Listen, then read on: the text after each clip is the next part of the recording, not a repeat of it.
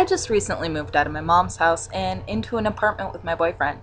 I feel like we never see my family anymore, and me and my sister have always been super close, so I decided to invite her over for a girls' day while my boyfriend was working. We ate pizza, watched movies, and gossiped, the usual.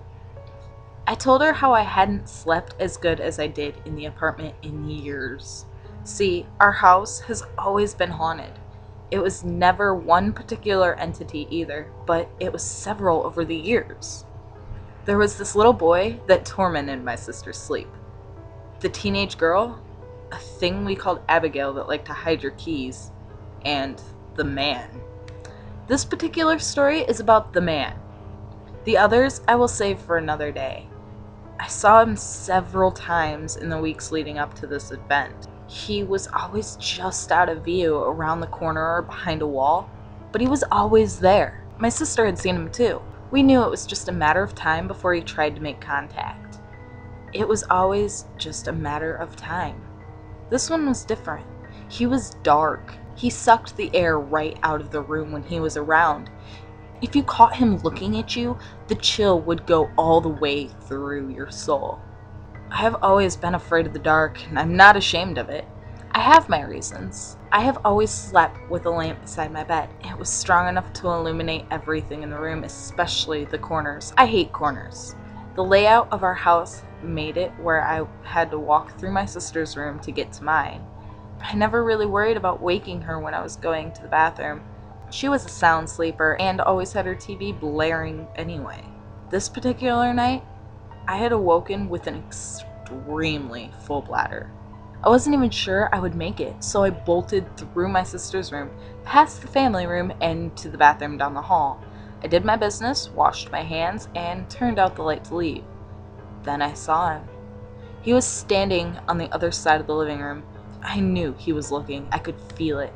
My pulse quickened and my blood seemed to run cold. I felt my only escape was to make a run for my room, so I did. I made it all the way to my sister's door before I felt his grasp at the back of my loose t-shirt. I slammed her door and locked it in one fast motion. She never even woke up. I had made it. I was home free for another night, or so I thought. I locked my door as well. I climbed into bed and prepared myself mentally not to leave the room for the rest of the night, and attempted to just sleep it off until morning. It took what seemed like hours to fall asleep, but I finally did. I heard the floorboard creak.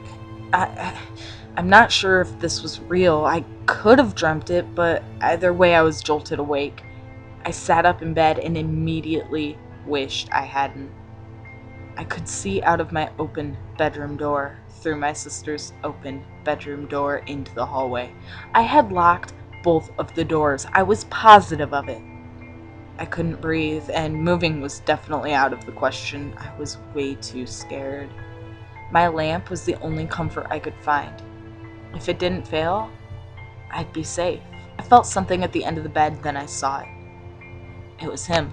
He stood up from beneath the shadows that my floorboard casted and began to climb onto the bed. I tried to move. I was too cold. Something wasn't right. He crawled up over my feet and shins and sunk his way all the way up until our faces met. His was pitch black. There were no features, only empty blackness. A lump rose in my throat. I tried to scream, but nothing came out. I kicked and kicked, but he was too heavy on my feet.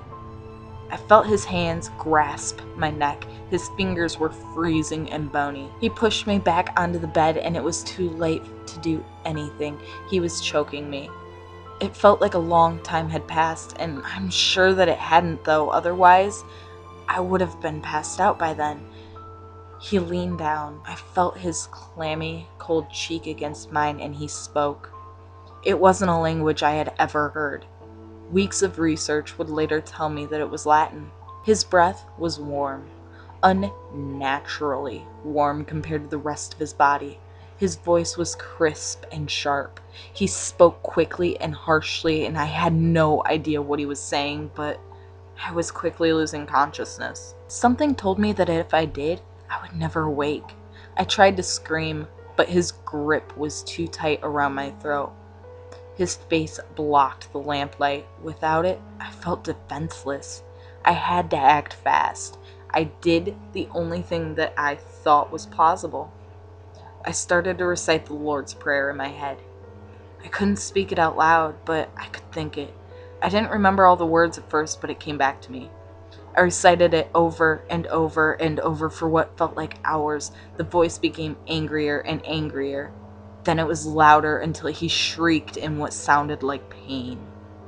My vision was going black from lack of oxygen, and I felt his grip loosen until the words I was thinking turned into actual words.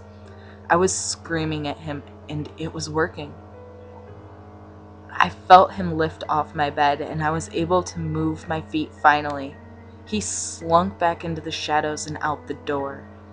I gathered myself for a moment. It must have been a dream. The whole thing. There's no explanation. My sister hadn't even been awakened from all this screaming. I walked slowly back to the bathroom, checking that my sister was still sleeping soundly. I looked around every corner as I went. Nothing. My throat burned where he had held it. I pulled my t-shirt from my neck and saw the handprints. It couldn't be. I told myself over and over again. I tried to sleep the whole rest of the night, but I only remember lying there, watching the pattern the lamp shade casted on the ceiling. I waited until daylight to come back before I left my room. I pretended like nothing had happened and placed the whole occurrence to the back of my mind until this conversation. I never saw him again. As I recapped the events to my sister, I noticed the color drain from her face. Her breathing quickened. I apologized for scaring her. She said she was the one who needed to apologize. I didn't understand, but what she said next will forever be implanted in my brain. With tears in her eyes, she said, "You know that wasn't a dream, right? I saw him. I saw the whole thing. I was too afraid to move. I was going to lie there and let you die because I was too scared.